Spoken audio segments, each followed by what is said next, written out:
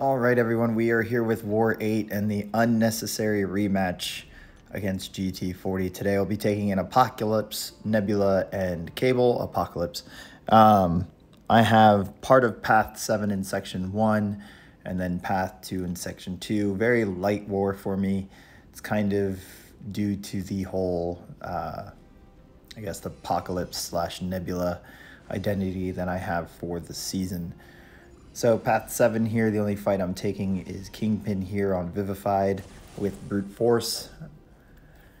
Usual game plan. We are full suicides here. We are going to power start 1 this fight. We are going to build to special 2. We're going to drop that. And with mutant power back boosts, we are going to be close to our second special 2. And if he's not dead from the first one, we are going to take him out with the second one.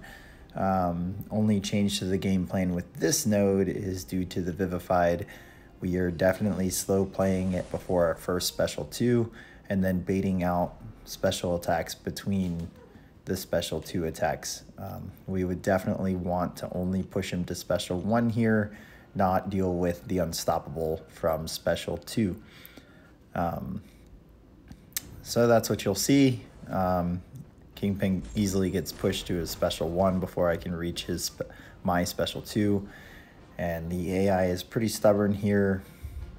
I even have this problem when I take Apocalypse to AQ.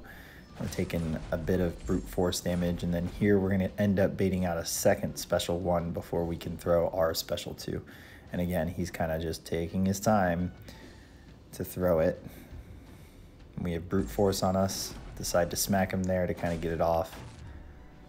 And he throws it right away. So first special 2 dropped here. He's well past special 1, so we're gonna bait this out, I think. Yep. Ideally, if we're close enough to special 2, you can definitely risk it and just go for the special 2 and not bait out that special 1. But it is what it is. Brute force damage, taking a good chunk of our health out, along with recoil and that poison. Fury here on node 24, EMP, AoE, bubble shield. I mean, you guys have seen me take this many times. And this pretty much signals that we need to send Apocalypse this way. But I'm going to parry and do a 4-hit combo, backing up to set myself up for another parry, 3-hit combo, backing myself up for another parry, and then full combo here into special 2. All of those early dashbacks to set up parries are to prevent triggering a dexterity debuff or buff before we reach our special 2. Throwing up block here, we get the dodge back off the heavy without triggering dexterity, which isn't a big deal at all. We would have immediately thrown special 2 anyways. Decide to block that there, and now we're going to dash back and just kind of let him die on his own. And then when we're ready here, we're going to block bait a heavy out and then throw the special 2 to finish the fight. No crits there, but it's enough damage later on. So pretty easy. It's getting to be a routine fight. Healing Apocalypse back up. I actually think this is the last round of healing, since the next fight is Apocalypse's last fight, and then Cable and Nebula both have 1 fight apiece. So here we're going to stick to strike counter a little bit before getting to special 2. We're going to have quite a few special attacks to bait out just because of debuffs giving Killmonger power here. And I'm actually, from what I recall, ignoring reverb this entire fight. We're not trying to save potions here. It's Apocalypse's last fight. We're just trying to finish the fight. We now have the disorient immunity, so now we don't have to worry about parry. Let's see, that whole majority of that special 2 was in reverb. Building to our next special 2, just doing a full combo. Not even worried about strike counter because we're so close to it. And then taking Killmonger out. So that was the end of Apocalypse's war. Pretty straightforward, pretty easy. We're actually going to place the Horseman for someone else for Archangel on Mordo later. So Cable here, he's going to take Miles without Horseman. but we're going to use a combat regen to offset the bleed poison combo at the beginning of the fight. And here we're ignoring strike counter, really just ignoring all things except for miss-tic dispersion global. I am very aware when I dex back whether I trigger a dexterity buff and whether the global is active at that point. And if it is, I'm not going to parry heavy because my heavy's 2 hits. That doesn't give me enough time. And then we miss a parry there.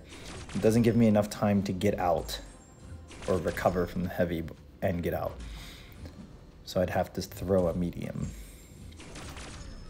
But you can see here the degen damage is just so great that the global and the node don't matter. Block penetration, who cares? He's down before the combat regen can even finish healing.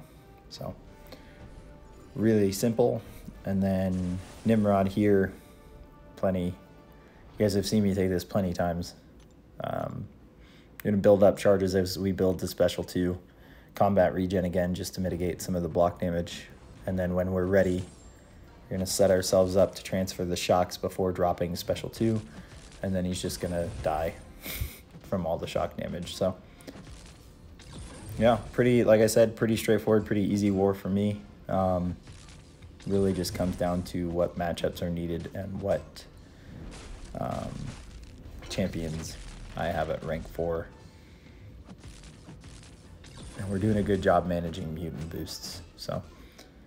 There we are, we're at special 2. Gonna get the last few charges while we bait out the special 1.